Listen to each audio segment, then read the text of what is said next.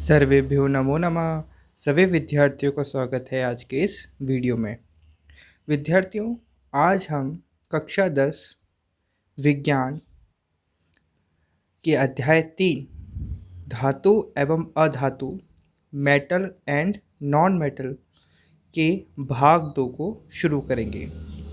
भाग 1 में हमने धातु के भौतिक गुणधर्म के बारे में पढ़ा था।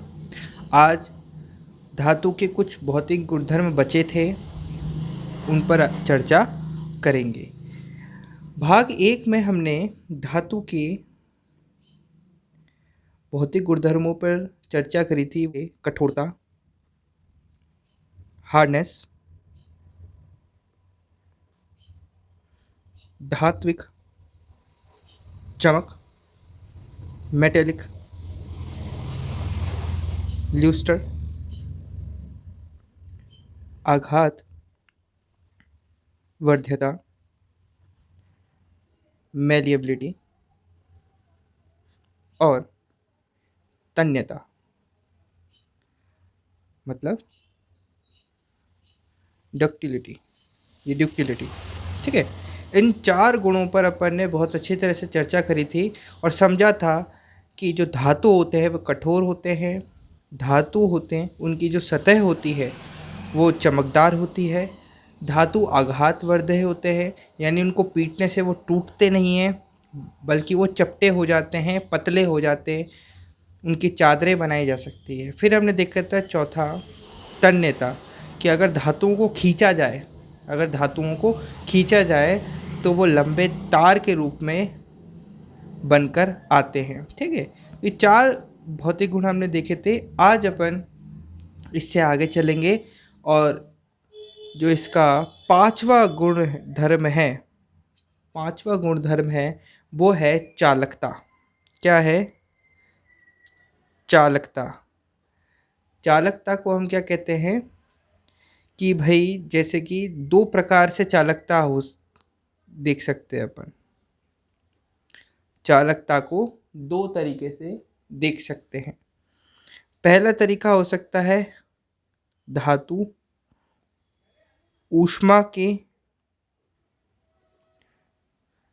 परिप्रेक्ष्य में, और एक हो सकता है विद्युत के परिप्रेक्ष्य में। यानी कि धातु जो होता है वो ऊष्मा का, यहाँ लिखेंगे अपन, धातु ऊष्मा का सुचालक होता है। सुचालक होता है। अब ये ध्यान रखेंगे, धातु ऊष्मा का सुचालक होता है। सुचालक का मतलब होता है कि धातु में से ऊष्मा प्रभावित हो जाती है। मान लीजिए जैसे आप अपनी रसोई के अंदर चाय बना रहे हैं और चाय बनाते बनाते आपने क्या करा, उस चाय के पतीले के अंदर एक स्टील का जो चम्मच होता है या जो नॉर्मल चम्मच आपके पास होता है वो डाल दिया। अब आप क्या करेंगे, अब वो चाय में ऊष्मा है ना, नीचे से जो गैस आ रही है वो ऊष्मा, हीट पैदा कर रही है। ऊष्मा यानी हीट है ना, ताप पैदा कर रही है। और वो ताप किसके अंदर है? जो चाय है, पानी डाल रखा है उसके अंदर है। अब क्या करते हैं, अब जो चम्मच है वो डाल देते हैं, आप स्टील का चम्मच डाल देते हैं किसके अंदर? पानी के अंदर, और उसको एक हाथ से पकड़ के रख रखा है आपने। अब आप थोड़ी देर में देखेंगे कि चम्मच को तो हम गर्म नहीं कर रहे थे, गर्म तो कौन हो रहा था? पतीला हो रहा था। लेकिन आप देखेंगे थोड़ी देर बाद ही कि चम्मच गर्म होने लग जाता है। इससे क्या देखने को मिलता है कि जो ऊष्मा होती है वो धातु में प्रभावित हो जाती है, उसमें एंटर कर जाती है और उसको भी ऊष्मा युक्त कर देती है जिसके अंदर वो है ना। एक तरीका ये हो गया कि धातु ऊष्मा का सुचालक होता है, इसको देखें। लेकिन जब उसी समय अगर आप कोई अधातु उसके अंदर डाल दें, जैसे लकड़ी डाल दें, तो लकड़ी गर्म नहीं होगी। अगर चाय के पतीले के अंदर अगर आप लकड़ी डाल देते हैं और आप देखेंगे कि आप 1 घंटे 2 घंटे भी अगर आप उसको ऐसे पकड़ के रखें तो उसमें ऊष्मा प्रभावित नहीं होगी, क्यों नहीं होगी? क्योंकि वो अधातु है। धातुओं के अंदर ये गुण पाया जाता है, ठीक है। तो धातु ऊष्मा का सुचालक होती है। इसी से रिलेटेड एक और पॉइंट है कि धातु का गलनांक, धातु का गलनांक अधिक होता है। धातु का गलनांक अधिक होता है, ये आपको ध्यान रखना है। गलनांक का मतलब क्या होता है? इसको इंग्लिश में कहते हैं melting point. Melting point, melting point का मतलब वो होता है किसी भी पदार्थ का वह ताप जिस पर वह पदार्थ गलने लग जाता है, मेल्ट होने लग जाता है, उसे उस पदार्थ का गलनांक कहते हैं। गलन अंक, गलन प्लस अंक से मिलकर बनता है गलनांक। मतलब पदार्थ का वह ताप जिस पर जो पदार्थ होता है वो गलने शुरू हो जाता है, उसको गलनांक कहते हैं। तो जो धातुएं होती हैं उनका गलनांक बहुत बहुत बहुत अधिक होता है, ठीक है। ये आसानी से पिघलती नहीं है। जब भी तो कॉपर हो गया, लोहा हो गया, गोल्ड हो गया, इनको भट्टियों में तपाया जाता है और भट्टियों में तपाए जाने पर अलग अलग आकारों में इनको परिवर्तित किया जाता है। किन्हीं के बाट बनते हैं, जो सब्जी वाले बाट होते हैं वो बनते हैं, किसी के आभूषण बनते हैं, तो इस प्रकार के अन्य अन्य चीज़ें बनती हैं। तो यहाँ आपको समझ में आया धातु का गलनांक अधिक होता है। यही मैं आपको एक और चीज़ बता देता हूँ, एक अपवाद है। क्या है? एक अपवाद है। किसके संदर्भ में? गलनांक के संदर्भ में। अभी अभी हमने पढ़ा कि जो धातुएं होती हैं उनका गलनांक अधिक होता है, यानी वो आसानी से पिघलती नहीं है, आसान भाषा में। लेकिन एक अपवाद है। अपवाद मतलब क्या होता है कि ऐसा नहीं है। कुछ धातुएं ऐसी हैं जिनका गलनांक उच्च नहीं है। जैसे कि वो धातुएं कौन सी हैं? गैलियम, गैलियम और सीजियम, सीजियम यानी CS। धातुओं का गलनांक कम होता है या बहुत कम होता है। बहुत कम होता है इनका गलनांक। इतना कम होता है कि हथेली पर रखने पर, हथेली पर रखने पर ये धातुएं पिघल जाती हैं। क्या हो जाती हैं? पिघल जाती है। आप हथेली पर इनको रखोगे, ये पिघल जाएंगी, ठीक है। तो इतने कम होते हैं। तो ये अपवाद भी आपको याद रखना है, नोट कर लीजिएगा, नोट्स आराम से बनाइए आप। चालकता अपन ने पढ़ा। चालकता एक तो ऊष्मा में होती है और एक विद्युत में। तो ऊष्मा का अपन ने कंप्लीट करा कि धातु ऊष्मा का सुचालक होता है, यानी धातु में से ऊष्मा आसानी से प्रभावित की जा सकती है। धातु का गलनांक अधिक होता है, यानी धातु बहुत अधिक ताप पर गलना शुरू होती है। इसका एक अपवाद भी है। दो धातुएं ऐसी हैं जो कम ताप पर भी गलने लगती हैं, गैलियम और सीजियम। ये दो ऐसी धातुएं हैं जो कम ताप पर भी गल जाती हैं, बहुत कम ताप पर भी गल जाती हैं, अर्थात इनका जो गलनांक होता है वो बहुत कम होता है। अब विद्युत के बारे में अपन पढ़ते हैं।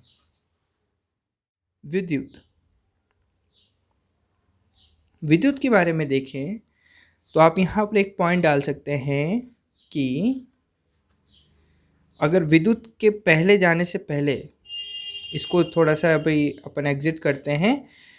विद्युत पर जाने से पहले मैं आपको एक और चीज़ बता देता हूँ ऊष्मा के बारे में। ऊष्मा के बारे में एक और चीज़ आप ध्यान रखेंगे कि सिल्वर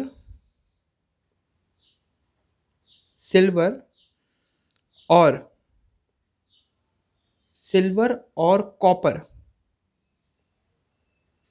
मतलब Ag and Cu, है ना। ऊष्मा के ऊष्मा के सबसे अच्छे चालक होते हैं, सबसे अच्छे चालक होते हैं, ये आप ध्यान रखेंगे, है ना, कि जिनमें से ऊष्मा एकदम पानी की तरह बह जाती है, ठीक है, एकदम पानी की तरह बह जाती है। तो ऐसे दो धातुएं हैं, एक सिल्वर है और एक कॉपर है, जिनमें से ऊष्मा एकदम शुद्ध रूप से या बहुत सरल तरीके से बह जाती है। और अगर अपवाद की बात करें, यहाँ पर भी आप नोट डालेंगे और लिखेंगे, ऊष्मा के ही नीचे आप नोट डालेंगे और अपवाद लिखेंगे कि लेड यानी पीबी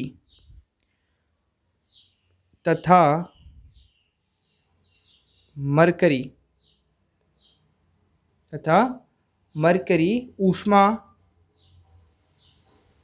के कुचालक होते हैं, ऊष्मा के कुचालक होते हैं। धातु होते हुए भी ये लेड और मरकरी दोनों धातुएं हैं, फिर भी ये ऊष्मा के कुचालक है। तो ये अपवाद स्वरूप है ना, कि सभी धातुएं, अधिकांश धातुएं तो ऊष्मा के चालक पाई जाती हैं, लेकिन ऐसी दो धातुएं हैं जो ऊष्मा के कुचालक होती हैं। वो कौन सी धातुएं हैं? एक तो लेड है और एक मरकरी है, ठीक है, ये आप ध्यान रखेंगे। चलिए अब अपन विद्युत की बात कर लेते हैं, है ना। अब विद्युत की बात कर लेते हैं अपन, यहाँ टॉपिक डालिए विद्युत। तो विद्युत में आप पॉइंट लिखेंगे कि धातु विद्युत की सुचालक होती हैं, ठीक है, जो धातुएं होती हैं वो विद्युत की सुचालक होती हैं, यानी कि धातुओं में से विद्युत का प्रवाह भी बहुत सरल तरीके से हो जाता है। इसका एक उदाहरण अगर आप को मैं देना चाहूँ तो आप देख सकते हैं, जैसे ये बल्ब है ना, ये मान लीजिए आपका बल्ब है और इस बल्ब के दो वायर हैं। एक वायर को हमने बैटरी के एक सिरे से जोड़ दिया और दूसरे वायर को, जो ये स्विच है, ठीक है, ये स्विच मान लीजिए आप, स्विच है, उसके एक से जोड़ दिया। और ये जो स्विच है, ये पिन मान लीजिए इसको, है ना, पिन मान लीजिए, जो सेफ्टी पिन होती है वो मान लीजिए, और इस सेफ्टी पिन के एक तार जोड़ा और उसको बैटरी से जोड़ दिया, है ना। अब आप देखेंगे कि अगर आप इसको हटा लेंगे तो बल्ब ऑफ हो जाएगा, और अगर आप इसको, जो पिन है, पिन को जोड़ देंगे इसमें, तो ये ऑन हो जाएगा। इसका मतलब क्या है कि जो इस बैटरी में से विद्युत निकल रही है वो इसमें प्रवाह होते हुए आगे बढ़ गई। नहीं तो अगर यहाँ पर लकड़ी का टुकड़ा लगा देंगे आप तो ये प्रवाह यहीं रुक जाएगा, क्योंकि लकड़ी का टुकड़ा एक अधातु है और पिन एक धातु है। तो धातु में से विद्युत का प्रवाह हो जाता है, इसलिए हम कहते हैं कि धातु विद्युत की सुचालक होती है। अगर बात करें, जैसे ऊष्मा में हमने सबसे अच्छे ऊष्मा के चालक देखे थे, वैसे अगर बात करें विद्युत के सुचालकों की, सबसे उत्तम सुचालकों की बात करें तो चांदी आप सबसे अच्छी चालक होती है। चांदी विद्युत की सबसे अच्छी चालक होती है, यह आप ध्यान रखेंगे। और दूसरा अगर आप ध्यान दें कि तांबा विद्युत का कुचालक होता है, यह आप ध्यान रखेंगे। ये अपवाद है ना, ये अपवाद है कि धातु होते हुए भी विद्युत का कुचालक होता है। वो कौन सा धातु है? तांबा, ठीक है। अब इसमें एक और चीज़ है कि जैसे जिस तार से घर तक बिजली पहुंचती है उस पर पॉलीविनाइल क्लोराइड यानी पीवीसी की परत चढ़ी होती है। आपको ध्यान देना है, क्यों चढ़ी होती है? क्योंकि करंट ना लग जाए। और पीवीसी क्या होती है, एक प्रकार का विद्युत का कुचालक होता है जो कि विद्युत को बाहर पहुंचने से मना करता है। जैसे अपना घर है ना, और ये है पावर हाउस, है ना, तो पावर हाउस से अपने घर पर बिजली आती है। तो ये जो तार होता है ना, इसके चारों तरफ इसके चारों तरफ पीवीसी की परत चढ़ाई जाती है, ताकि अगर कोई पक्षी या कोई भी इसके ऊपर बैठ भी जाए तो उसको करंट ना लगे और सुचारू रूप से ये जो विद्युत है वो कहाँ पहुँच सके, घरों तक पहुँच सके। तो आप यहाँ ध्यान रखिए कि पीवीसी की परत चढ़ी होती है, जो घरों तक बिजली पहुँचाने के लिए तार इस्तेमाल किए जाते हैं उन पर। पीवीसी की फुल फॉर्म क्या होती है? पॉलीवाइनिल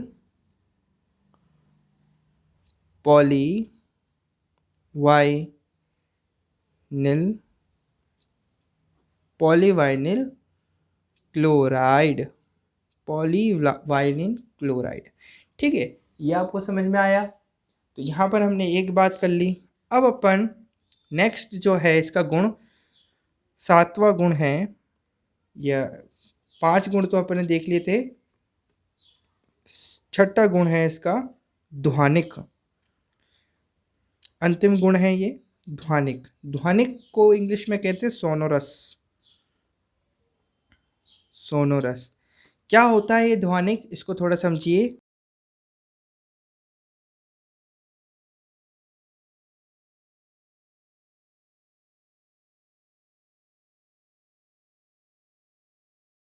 देखिए ध्वनिक सोनोरस क्या होता है? धातुओं का वह गुण जिसके कारण उन्हें पीटने पर एक विशेष प्रकार की ध्वनि उत्पन्न होती है, ध्वनिक कहा जाता है। जैसे मंदिरों के अंदर आपने घंटियाँ या घंटे देखे होंगे जिनको पीटने पर आवाज़ निकलती है। तो वो जो घंटियाँ होती हैं वो धातुओं की बनी होती हैं, कुछ तांबे की बनी होती हैं तो कुछ पीतल की बनी होती हैं। तो वो धातुओं की बनी होती है। जैसे ही अपन उनको पीटते हैं तो एक विशेष प्रकार की ध्वनि आती है, और हर धातु की एक अलग अलग ध्वनि पाई जाती है। अगर आप उनको पीटेंगे तो अलग विशेष प्रकार की ध्वनि सुनने को मिलती है। धातुओं का जो ये गुण होता है कि जब उनको पीटने पर कोई विशेष प्रकार की ध्वनि हमारे को सुनने को मिलती है, तो धातु का वह गुण ध्वनिक कहलाता है, सोनोरस कहलाता है। ठीक है, तो यहाँ पर हमने धातुओं के भौतिक गुणधर्मों को समझ लिया है, सभी प्रकार के भौतिक गुणधर्मों को समझ लिया है। अगर कोई संदेह है या आपको प्रश्न है तो आप वो पूछ सकते हैं। अब जब आपने ये सब कुछ सीख लिया है तो मैं आपको कुछ प्रश्न जिनको आपको सॉल्व करना है, हल करना है, जिससे आपकी अच्छी तरह से प्रैक्टिस हो सके, और आप मुझे बताएंगे कि इनमें से आपको कितने प्रश्न आते हैं। 10 प्रश्न दूंगा आपको अभ्यास के, ये आपका होमवर्क है, HW है। ठीक है, स्क्रीन पर आपको आपके प्रश्न दिख रहे होंगे। तो आज की वीडियो को यहीं समाप्त करते हैं। ये प्रश्नों के उत्तर आप मुझे कमेंट बॉक्स में देकर देंगे। ठीक है, धन्यवाद। God bless you.